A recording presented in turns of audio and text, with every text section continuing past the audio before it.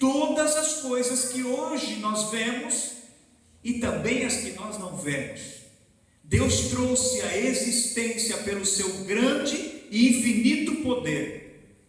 Por isso que ao chegar nesse texto de Mateus 7:24, sobre os dois alicerces, nós viemos pensar um pouquinho, porque Jesus vai usar um tema importante, interessante, que é algo desenvolvido pela humanidade desde os primórdios, que é a edificação, que é a fabricação, que é a construção. A única evolução que de fato existe é essa evolução da capacidade humana de se adaptar ao ambiente e adaptar o ambiente. É aquele homem que tem a capacidade, a razão, o intelecto de transformar as coisas e de fazer com que o que antes era lixo, hoje passa a ser um objeto de valor. Mas ele precisa de uma matéria. O homem pega aquilo que é pedra, que é barro, que é madeira, que é palha, e transforma em um abrigo, em uma casa. O homem modela esta casa segundo o seu intento, o seu desejo, adorna esta casa e faz ela do seu modo, da sua maneira. Eu estava outro dia ainda comentando que desde que o mundo é mundo, o castor, ele sempre constrói as barreiras dos rios da mesma forma. Se você tirar toda a madeira, o castor não vai construir uma barreira de pedra. O João de Barro, desde que o mundo é mundo, ele constrói a sua casa de barro. Se não tiver este barro, ele não vai ter como construir, ele não vai se adaptar, buscar graveto, buscar areia, buscar outro objeto para construir a casa. Então, a diferença do intelecto humano para a capacidade dos animais é esta, porque eles fazem aquilo e não mudam, não evoluem, mas o homem, ele evolui. Talvez houve um tempo em que o homem se abrigava em cavernas, mas hoje ele tem prazer em construir arranha-céus, porque o homem tem esta capacidade dada por Deus a ele. E Jesus vai trazer sobre os dois alicerces, porque isso não está voltado para as questões físicas e materiais. Até mesmo na fé, nós precisamos estar abalizados em algo, seja ele visível ou invisível. Ao longo das culturas humanas, da evolução da história humana, o homem sempre foi um ser místico, um ser espiritual que busca algo transcendente, que vai além do seu entendimento, da sua compreensão. O homem sempre esteve voltado a adorar alguma coisa, algum ser, algum objeto, a transformar algo que ele não vê, que ele não sabe, que ele não conhece, no seu próprio Deus, para o qual ele possa se sujeitar, clamar e pedir algo. Em alguns momentos da história, alguns homens se auto-intitularam deuses, mas na grande maioria de todas as pessoas que já existiram, não ousaram chegar a este patamar, mas ousaram buscar em algum objeto, em alguma coisa, no sol, na lua, nas estrelas, nos animais, no vento,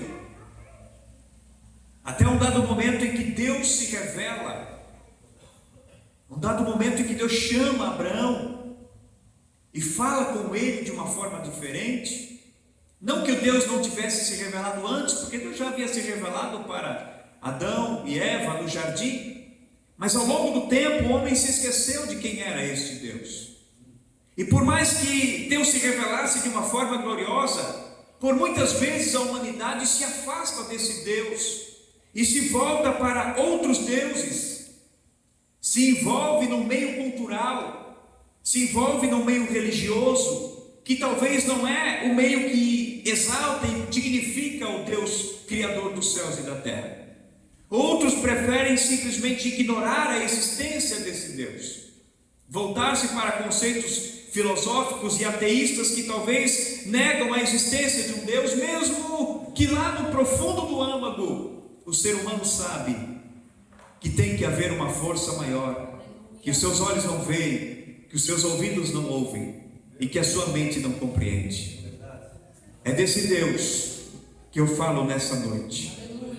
É exatamente nesse ponto de adoração, de fé, de religiosidade, que Jesus vai trabalhar.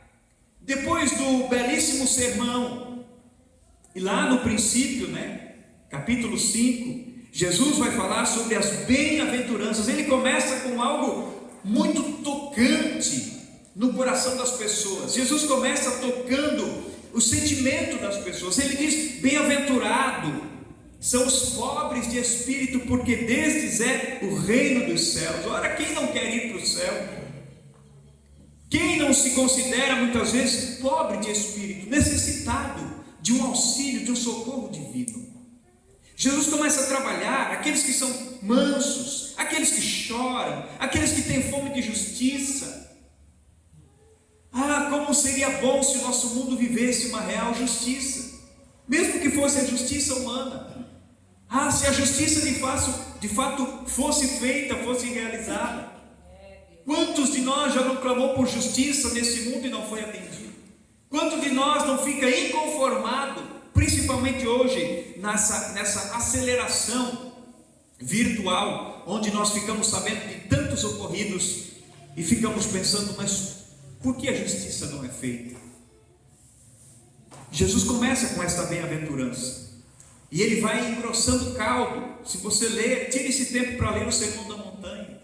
Ele começa a tratar sobre problemas relacionais, e aí ele vai chegar a um ponto onde ele trata do relacionamento do homem para com Deus. E aí Jesus vai exatamente trabalhar nesse contexto, nessa análise desta parábola, perguntando: qual é a porta certa? Qual é a porta certa para se entrar? Porque Jesus fala de 2 caminhos e 2 portas.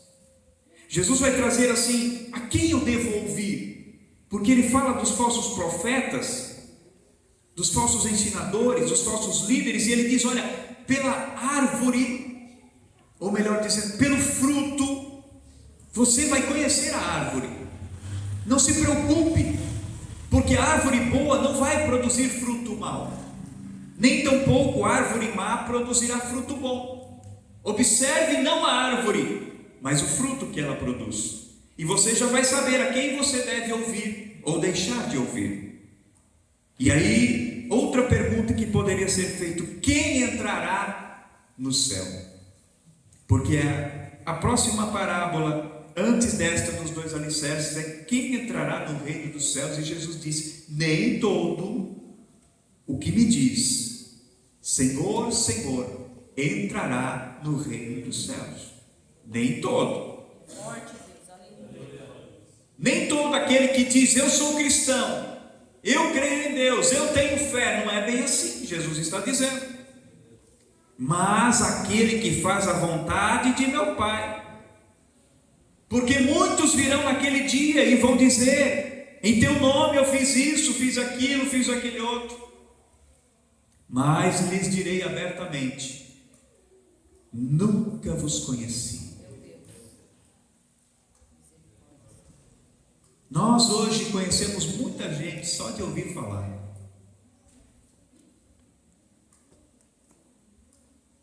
Eu tive o privilégio de estar em São Paulo agora há pouco tempo, num simpósio de arqueologia bíblica, e pude fazer uma foto com Luiz Saião, um dos grandes nomes de teólogos no Brasil, muito conhecido nas redes sociais de muitas pessoas. Eu já tinha visto muitos vídeos dele. Então, quando eu cheguei lá, não foi difícil de identificar quem era Saião. No meio da multidão eu olhei, disse para minha esposa: olha só, Luiz Saião está aí. Sabe aquela coisa que a gente fica, parece que volta lá para a adolescência? Eu vou fazer uma foto com ele, vamos lá. Aí cheguei lá perto do estande e aproveitei a brecha e entrei lá e já abracei, já aqui a selfie. Muito gente fina, muito carismático, mas ele não me conhecia. Eu sabia quem era ele, mas ele não sabia quem era eu. Não adianta, irmãos, você saber que Deus existe. Não adianta você saber que Jesus é o Filho de Deus. Isso não é o suficiente. Jesus está dizendo: naquele dia muitos vão chegar para mim e vão dizer: Jesus, eu sei quem é você. Mas Jesus vai olhar e vai dizer: mas eu não sei quem é você. É claro que na sua onisciência, como Deus, Ele nos conhece. Mas o que Jesus está querendo dizer aqui é que para conhecer de fato alguém, você precisa se relacionar. Para eu de fato conhecer o Luiz Saião, eu teria que me relacionar com ele, sentar à mesa, ouvir a sua história de vida, caminhar com ele, ver o seu dia a dia, como é. E ele é a mesma coisa comigo, porque eu só sei quem ele é, mas não o conheço de fato. E mesmo que ele soubesse quem eu era, também não me conheceria. Então, para nós conhecermos Deus de fato, precisa ter uma intimidade com ele. Como Jesus disse, relacionar-se, fazer a vontade de Deus. Então, Jesus entra com a próxima parábola, porque ele viu que os seus ouvintes não estavam mais tão interessados naquele sermão que começou lá, dizendo que todos são felizes, bem-aventurados, porque estão sofrendo. Quem não sofre neste mundo? Quem não se sente injustiçado? Quem não passa por uma situação que gera desconforto, que gera tristeza? Jesus veio trazendo, como disse o irmão nessa noite: vinde a mim todos vós que estáis cansados e oprimidos, eu vos aliviarei. Esse povo estava cansado, estava oprimido por aquele governo romano que oprimia os judeus, estava oprimido pela religião judaica, que colocava um fardo pesado, que eles tinham que cumprir as leis, a regra. Tudo era muito difícil. Hoje, no século 21, 2000 anos depois, não é diferente. As pessoas estão oprimidas, estão aflitas, estão angustiadas, estão com o coração carregado de rancor, de remorso, de mágoa, de ferida, estão com a alma entristecida. Muitas pessoas talvez lutaram a vida inteira, não conseguiram galgar aquilo que projetaram no início da caminhada. Outras pessoas conquistaram muito, mas perderam. Outras pessoas nunca almejaram, nunca conquistaram, e talvez nunca foram felizes. Outras conquistaram e ainda assim não são felizes. São os mais variados tipos de história. Estava ouvindo ontem a história de um irmão dizendo que com 9 anos ele teve que sair de casa porque o pai disse que se encontrasse ele quando chegasse do trabalho dentro de casa ainda, o mataria. E de fato, quando o encontrou, tentou matá-lo. 9 anos. É uma criança. Teve que fugir de casa. A mãe não pôde defender, e nem fez muita força para defender. Foi morar com os tios. De repente, na adolescência já, ganhou do tio uns trocos lá num bar, num jogo de carta. O tio chegou em casa, carregou a espingarda, e se ele não foge, o chumbo ia pegar no lombo. Com 14 anos, casou-se, ajuntou-se com uma pessoa, foi morar numa casa sem luz, sem água, de chão batido. Daí até hoje, vivo, carregando e talvez monitorando algumas feridas da alma, mas está vivo, viveu. Mas as lembranças do passado continuam. Quantas coisas difíceis de superar, quantas histórias talvez tristes. A vontade para nós é de jogar no chão e dizer: nós somos miseráveis porque a gente teve pai, mãe que nos amou, cuidou de nós, e às vezes somos ingratos, às vezes reclamamos, nos colocamos como vítima. Mas Jesus, ele acolhe todo tipo de pessoa. Aquele que tem uma história difícil, triste, aquele que talvez não tenha uma história tão triste, mas que hoje está vivendo suas tristezas internas, Jesus chama para perto e quer que todos estes tenham um relacionamento com Ele, uma intimidade com Ele, para que possam sarar as feridas da alma e ter esperança da eternidade. Aí ele entra com a parábola dos 2 alicerces. Aquele, pois, que escuta essas minhas palavras. Quais palavras? Essas que ele havia acabado de falar, desde o capítulo 5, todo o sermão do monte. Jesus está dizendo: os que ouvem essas minhas palavras e pratica, e põe em prática, age, executa, eu vou compará-lo a um homem que é prudente, que é sensato, que no momento de fazer a sua casa, ele construiu ela sobre a rocha. E aquele que ouve essas minhas palavras e não pratica, Ou seja, entra aqui e sai aqui.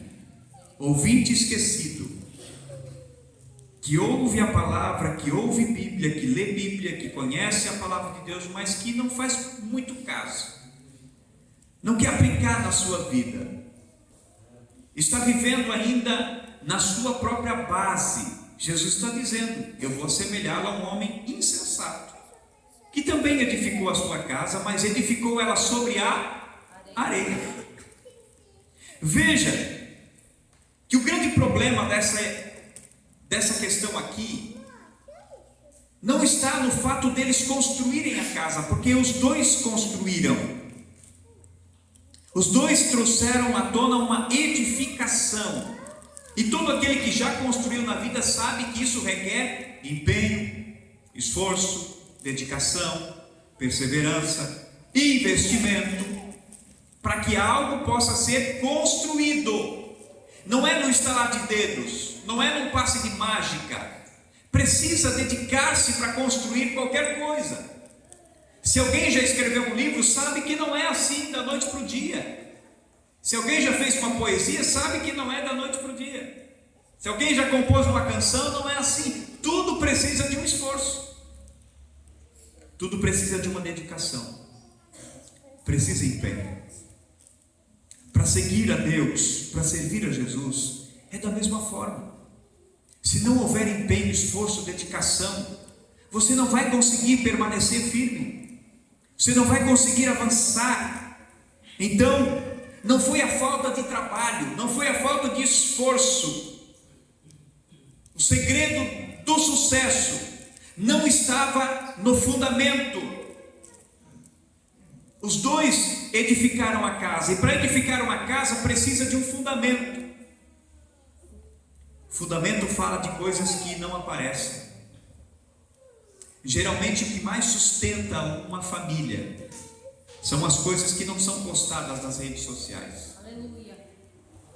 O que mais sustenta uma comunidade religiosa não é aquilo que está lá no Facebook, no Instagram, no YouTube. O que sustenta uma vida de fé não é aquilo que está exposto, mas aquilo que está escondido. Jesus disse: quando orares, entra no teu quarto, fecha a tua porta e fala com teu pai em secreto, e o teu pai que te vê em secreto te recompensará. Glória a Deus. Secreto significa o quê? Ninguém sabe, ninguém vê, ninguém conhece. Uma vida de fé, ela não está pautada nos outdoors da vida.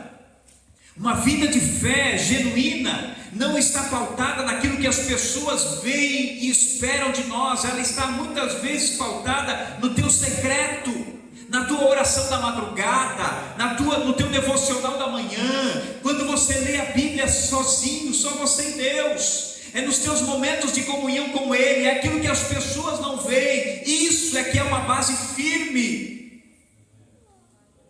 Às vezes as pessoas dizem assim: ah, mas eu quase não te vejo na igreja. Isso não quer dizer que você é mais ou menos crente. A vida de comunhão na comunidade de fé é importante, sim, é muito importante, mas isso não é o que determina a sua fé. Então não foi simplesmente a base, o segredo do sucesso, mas o terreno no qual foi construído. Porque se nós fôssemos pegar no dia de hoje, nós poderíamos dizer assim: para construir uma casa hoje precisa cavar buracos, fazer sapata, com ferro armado, concreto usinado, estabelecer, fazer como uma caixaria, bem dividido, bem distribuído todo o peso, para que possa suportar todo o peso dessa casa e não venha gerar trincas, fissuras, rachaduras. Nós fizemos uma casinha outro dia aqui numa congregação para colocar o conversor de energia da produção de energia solar, uma casinha pequena. E quando a gente chegou lá, um dos irmãos que estava conosco disse assim: a gente vai fazer um valinho ali no chão assim, e vamos botar um pouquinho de concreto e vamos colocar o tijolo em cima. Eu disse: não, nós vamos fazer uma caixaria e vamos encher de concreto, vamos fazer uma base de concreto. Ele olhou para mim e disse: sabe que eu não tinha pensado nisso? Eu ia só começar a levantar tijolo ali e partir para o chão. Eu disse, não, irmão, não é assim, não dá certo. Precisa de uma base. A base bem colocada determina de que o resto da construção vai dar certo. Se a base começa errada, muito provavelmente o resto da construção vai estar errado. Só que aqui o segredo não estava na base, o segredo estava no terreno.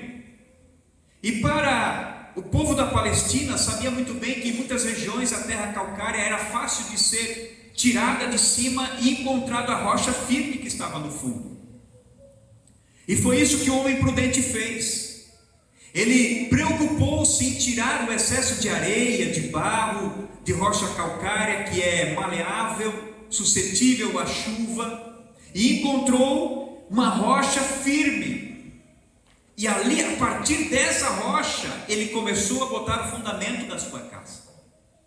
Foi em cima da rocha que ele colocou o fundamento.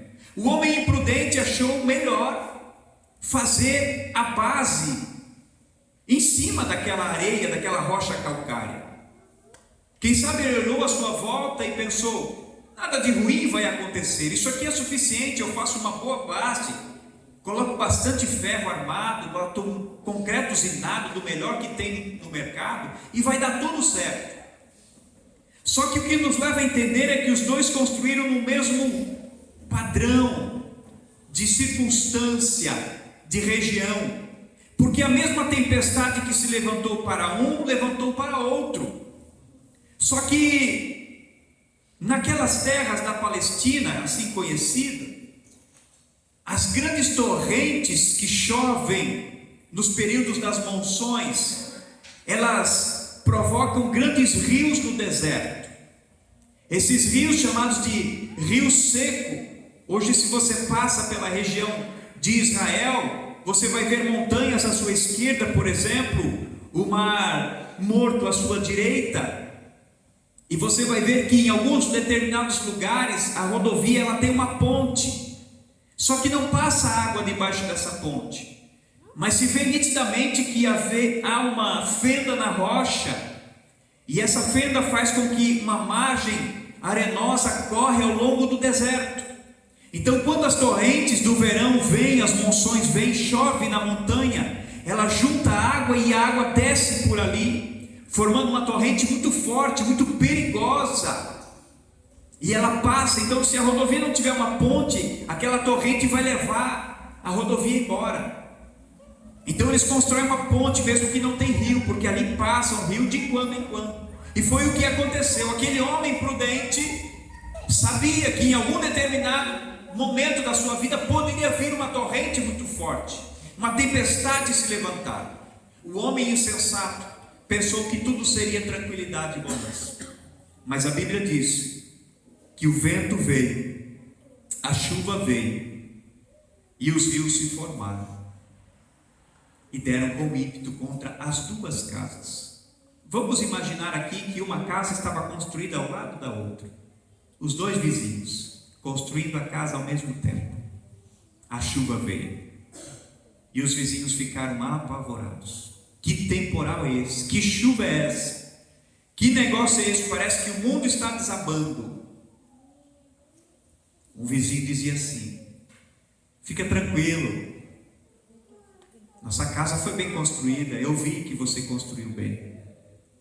O outro dizia: eu sei não, eu vi que você gastou um pouco mais de tempo e construiu a casa sobre a rocha.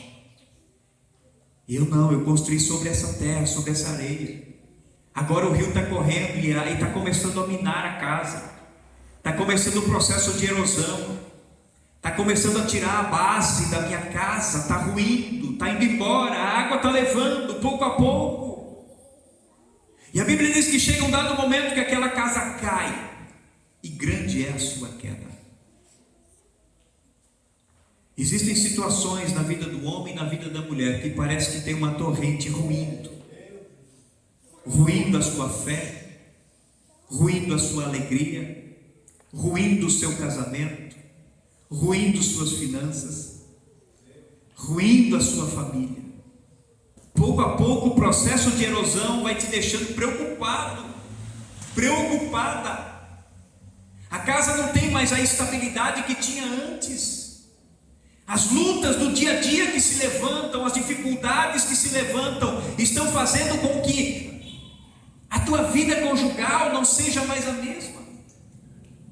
A tua vida espiritual não seja mais a mesma. Você já não tem mais a mesma fé no início, você já não consegue mais. Porque, queridos, muitas vezes nós firmamos a nossa fé em cima dos nossos próprios conceitos e entendimento. Construímos a nossa vida em cima de coisas fúteis, em cima de pensamentos que podem mudar ao longo do tempo, ao longo da caminhada. E o que é mais complicado, a nossa esperança muitas vezes não está no Senhor, mas nas coisas deste mundo.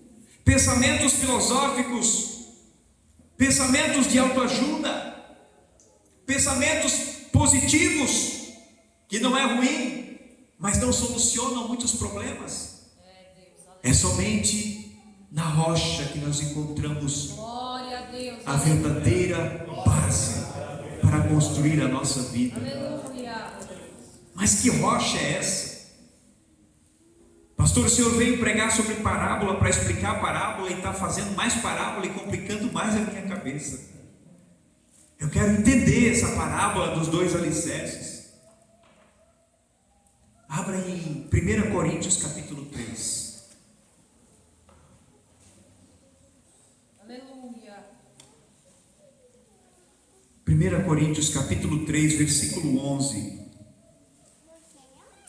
Paulo está ensinando ao povo de Corinto, por causa da dissensão na igreja, sobre a quem seguir. Um dizia: eu sou de Paulo, outro disse que era de Apolo, outro diz que era de Pedro, outro diz que é de Cristo. Paulo vai dizer: eu plantei, Apolo regou, mas quem deu o crescimento foi Deus. E no versículo 11 do capítulo 3 ele diz assim: porque ninguém pode pôr outro fundamento além do que já está posto, o qual é Jesus Cristo. Glória a Deus, aleluia. Ninguém, Paulo disse, pode pôr outro fundamento para firmar a fé, a não ser o fundamento que já está pronto, é a rocha, que é Cristo. Este é o fundamento, este é a base, esta é a base, este é o alicerce firme. Quem é o homem prudente e quem é o imprudente? O prudente é aquele que sabe que às vezes é difícil, mas ele quer ter a sua vida firmada em Cristo, na palavra de Deus, que olha para a Bíblia com reverência, com entendimento, e busca os conselhos de Deus para a sua vida. Por mais que o homem possa ser capaz, intelectual, inteligente, sábio, mas a grande cartada final está em temer ao Senhor e andar nos seus caminhos. Esse é o princípio da sabedoria.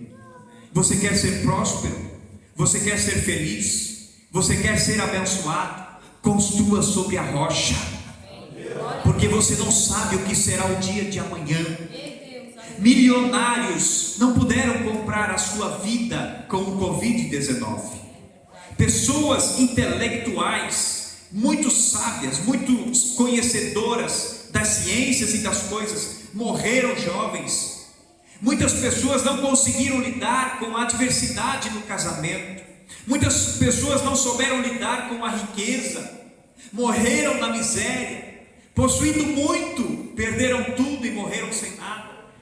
O grande segredo não é em ter, em possuir. O grande segredo não está em saber. O grande segredo está em obedecer. Jesus disse: aquele que ouve essas minhas palavras e obedece, será um homem que vai construir a sua casa sobre a rocha. Este vai ser prudente, a sua vida vai ser próspera, tudo quanto fizer prosperará. Assim o salmista diz: o homem que teme ao Senhor e anda no seu caminho vai ser feliz, vai comer o trabalho das suas mãos. A sua mulher será como a planta de oliveira à roda da sua mesa, os seus filhos à roda da sua casa. Olha que coisa maravilhosa, quando nós nos colocamos e entendemos que é preciso tirar aquela areia, aquele barro do nosso achismo, do nosso ego, do nosso eu, que está cobrindo essa rocha, essa firmeza para a nossa fé. Muitas vezes nós estamos abalizados naquilo que nós pensamos,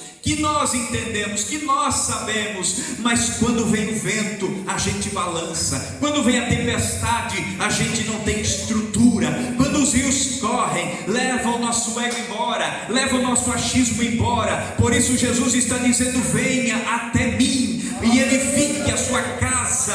Venha até mim e você vai encontrar descanso para a sua alma. Venha até mim, eu tenho solução para o teu problema. Venha até mim e eu tenho uma direção para a tua vida. É isso que Jesus nos oferece. Ele não oferece uma religião falível, Ele não oferece uma vida pautada em dogmas religiosos. Ele oferece a sua graça, Ele oferece a sua misericórdia, Ele oferece o seu amor. Eu convido você a estar de pé nesse momento. Aleluia.